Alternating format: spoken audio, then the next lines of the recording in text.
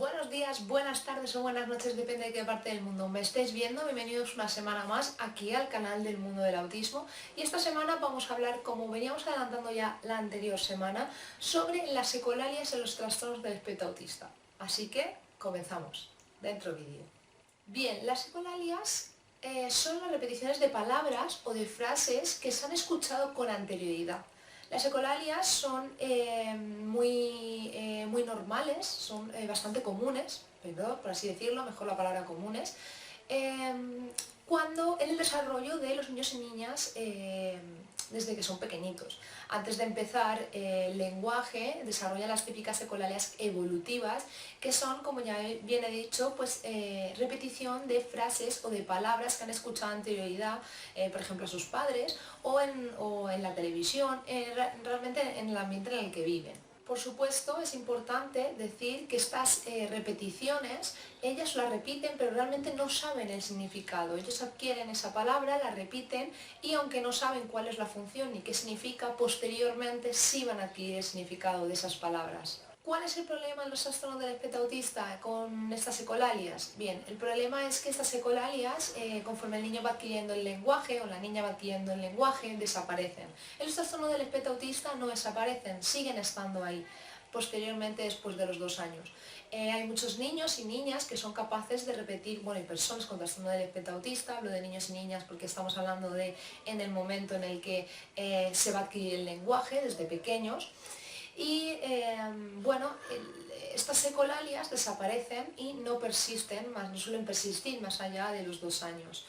En los trastornos del espectro autista no es así, el niño conforme o la niña conforme va creciendo va siguiendo repitiendo, pueden repetir incluso frases que han escuchado en la televisión, frases que han escuchado alguna persona, no en ese mismo momento, sino frases que han escuchado con anterioridad en cualquier momento, puede ser hace una semana, la vuelven a repetir, son capaces de repetir fragmentos, frases, palabras que han escuchado con anterioridad en cualquiera de los contextos en los que se desenvuelve.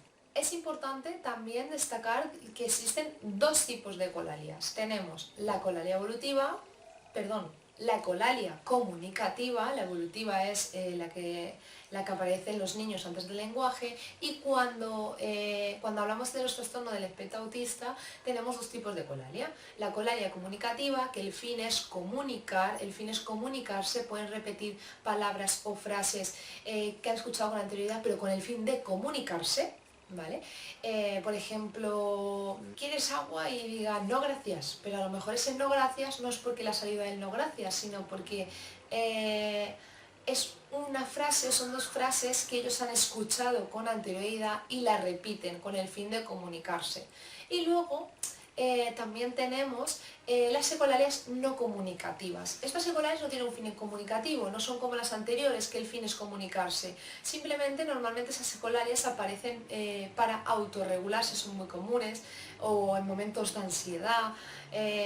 Son ecolalias que realmente no tienen nada que ver en el contexto. Puede ser que estén jugando y de repente repitan alguna frase o alguna palabra que han escuchado con anterioridad, que obviamente no tiene nada que ver en el contexto, no tiene un sentido lógico en el contexto o en el momento en el que está el niño o la niña.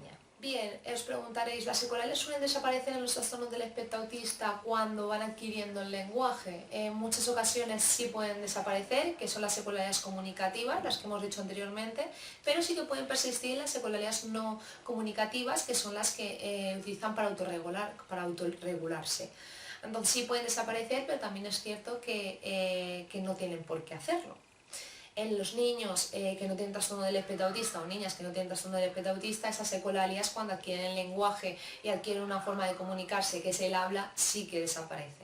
Y por último, os voy a explicar la última pregunta que también suelen plantearse muchas veces los padres y madres con niños y niñas con trastorno del espectro autista, y es, ¿las ecolalias son buenas, son malas, son indicadores de algo? Bueno, se ha visto que las ecolalias es un indicador de que hay un habla detrás y son un buen indicador para un buen pronóstico de la adquisición del habla, aunque no siempre. Hay niños no verbales que sí que tienen ecolalias, pero aparte de esas ecolalias no hablan, o sea, no son verbales.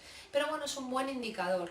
Y si son buenas o malas, bueno, al fin y al cabo no son ni buenas ni malas, están ahí y bueno, forman parte de los trastornos del espectro autista. Sí que es verdad que dan un buen indicador, pero sí que es cierto también pues que pueden haber muchos niños que tienen muchas ecolalias y que luego realmente no hablan y no tienen la intención comunicativa que tienen, lo utilizan a través de otros sistemas de comunicación y no mediante el habla.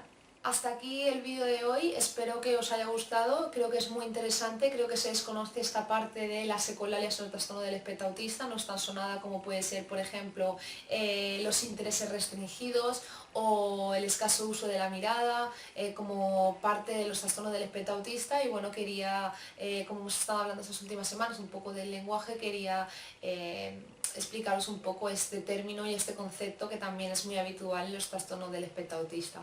Ya sabéis que cualquier comentario me lo podéis poner bajo, me podéis escribir cualquier correo a jessica@elmundodelautismo.es, darle muchos likes, suscribiros a la campanita si todavía no lo habéis hecho, compartir este vídeo porque creo que es un vídeo muy interesante, que las ecolalias se desconocen mucho en el autismo y creo que es un buen vídeo explicando un poco cuál es el significado y cuál es la función en los TEA, en los trastornos del espectro autista. Y ya sabéis que nosotros nos vemos la semana que viene con el próximo vídeo del mundo del autismo. Así que nos vemos el jueves que viene. Chao.